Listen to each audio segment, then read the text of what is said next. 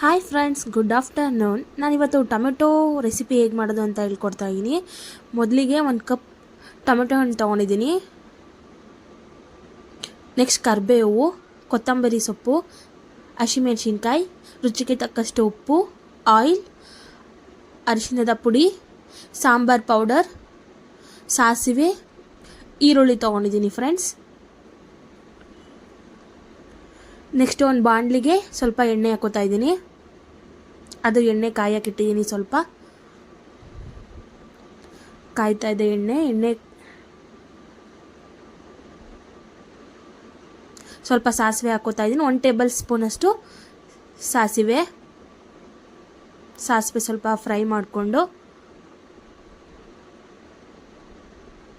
ಹಸಿಮೆಣ್ಸಿಕಾಯಿ ಹಾಕ್ತಾಯಿದ್ದೀನಿ. ಹಸಿಮೆಣ್ಸಿಕಾಯಿ ಕೂಡ ಸ್ವಲ್ಪ ಫ್ರೈ ಆಗಬೇಕು. ಫ್ರೈ ಆದರೆ ಹಸಿಮೆಣ್ಸಿಕಾಯಿ ಕೂಡ ಖಾರ ಇರೋದಿಲ್ಲ.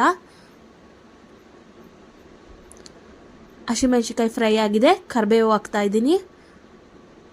ತುಂಬ ಚಟಪಟ ಅಂತ ಸಿಡಿಯುತ್ತೆ. ಸೊ ಲೋ ಫ್ಲೇಮಲ್ಲಿ ಇಟ್ಕೊಂಡು ಕರಿಬೇವು ಹಾಕಬೇಕು. ಈರುಳ್ಳಿ ಹಾಕ್ತಾಯಿದ್ದೀನಿ. ಈರುಳ್ಳಿನ ತುಂಬ ಚೆನ್ನಾಗಿ ಫ್ರೈ ಮಾಡಬೇಕು. ಅದು ಸ್ವಲ್ಪ ಡಾರ್ಕ್ ಕಲರ್ ಆಗಬೇಕು. ಸೊ ಅಲ್ಲಿ ಗಂಟನೂ ಆನಿಯನ್ನ ಫ್ರೈ ಮಾಡ್ತಾ ಇರಬೇಕಾಗುತ್ತೆ. ಫ್ರೈ ಮಾಡ್ತಾ ಇದ್ದೀನಿ ನಾನು.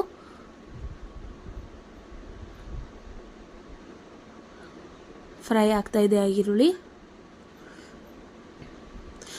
ಫ್ರೈ ಆಗಿದೆ ನೋಡಿ, ಯಾವ ಕಲರ್ ಬಂದಿದೆ. ಇವಾಗ ನೆಕ್ಸ್ಟ್ ಟೊಮೆಟೊ ಹಣ್ಣು ಹಾಕ್ತಾಯಿದ್ದೀನಿ. ಟೊಮೆಟೊ ಹಣ್ಣು ಕಟ್ ಮಾಡಿ ಕೂಡ ಹಾಕೋಬೋದು, ಇಲ್ಲ ಸ್ವಲ್ಪ ಮಿಕ್ಸಿಗೆ ಸ್ವಲ್ಪ ಸಾಫ್ಟ್ ಒಂಥರ ಇದ್ರ ಟೈಪ್ ಗೊಜ್ಜು ಟೈಪ್ ಮಾಡ್ಕೊಂಡು ಹಾಕೋಬೋದು. ಇವಾಗ ಟೊಮೆಟೊ ಸ್ವಲ್ಪ ಫ್ರೈ ಆಗಬೇಕು. ಫ್ರೈ ಆಗಿದ್ದಕ್ಕೆ ಒಂದು ಟೊಮೆಟೊ ಸಾಫ್ಟ್ ಆಗಬೇಕಲ್ವಾ, ಸೊ ಅದಕ್ಕೋಸ್ಕರ ಒಂದು ಅರ್ಧ ಟೀ ಸ್ಪೂನು ಉಪ್ಪು ಹಾಕೋತಾ ಇದ್ದೀನಿ. ಇವಾಗ ನೋಡಿ ಟೊಮೆಟೊನು ಸಾಫ್ಟ್ ಆಗಿದೆ. ಇದಕ್ಕೆ ಸ್ವಲ್ಪ ಅರಿಶಿಣದ ಪುಡಿ ಹಾಕ್ತಾ ಇದ್ದೀನಿ. ಅರಿಶಿಣದ ಪುಡಿ ಹಾಕ್ಬಿಟ್ಟು ಫ್ರೈ ಮಾಡ್ತಾ ಇದ್ದೀನಿ ಸ್ವಲ್ಪ. ಇದು ಸಾಂಬಾರ್ ಪೌಡ್ರು, ನಮ್ಮ ಕಡೆ ಮಟನ್ ಸಾಂಬಾರ್ ಪುಡಿ ಅಂತ ಮಾಡ್ತಾರೆ. ಸೊ ಅದನ್ನು ಒಂದು 2 ಸ್ಪೂನ್ ಆಗಷ್ಟು ಹಾಕೋತಾ ಇದ್ದೀನಿ ನಾನು ಅದಕ್ಕೆ, ಟೊಮೆಟೊ ಗೊಜ್ಜಿಗೆ. ಅದನ್ನು ಹಾಕ್ಕೊಂಡು ಸ್ವಲ್ಪ ಚೆನ್ನಾಗಿ ಮಿಕ್ಸ್ ಮಾಡಿ ಸ್ವಲ್ಪ ಹೊತ್ತು ಬೇಯಿಸ್ಬೇಕು. ನೋಡಿ ಅದು ಬೇಯ್ತಾ ಇದೆ.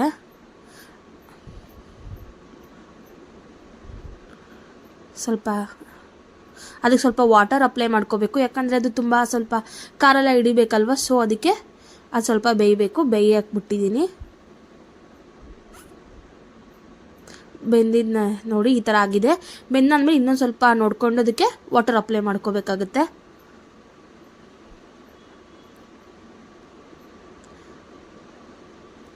ನೀರು ಹಾಕ್ಬಿಟ್ಟು ಸ್ವಲ್ಪ ಬೇಯಿಸ್ತಾ ಇದ್ದೀನಿ ಅದನ್ನು.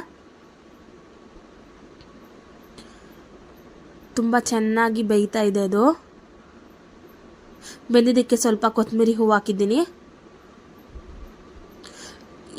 ಯಾವುದೇ ಗೊಜ್ಜಿಗೆ ಕೊತ್ತಂಬರಿ ಸೊಪ್ಪು ತುಂಬ ಟೇಸ್ಟ್ ಕೊಡುತ್ತೆ. ಸೊ ಅದಕ್ಕೆ ನಾನು ಸ್ವಲ್ಪ ಕೊತ್ತಂಬರಿ ಸೊಪ್ಪು ಜಾಸ್ತಿನೇ ಹಾಕೋತಾ ಇದ್ದೀನಿ. ಕೊತ್ತಂಬರಿ ಸೊಪ್ಪು ಹಾಕಿ ಒಂದು 5 ನಿಮಿಷ ಚೆನ್ನಾಗಿ ಫ್ರೈ ಮಾಡ್ತಾ ಇದ್ದೀನಿ ನಾನು.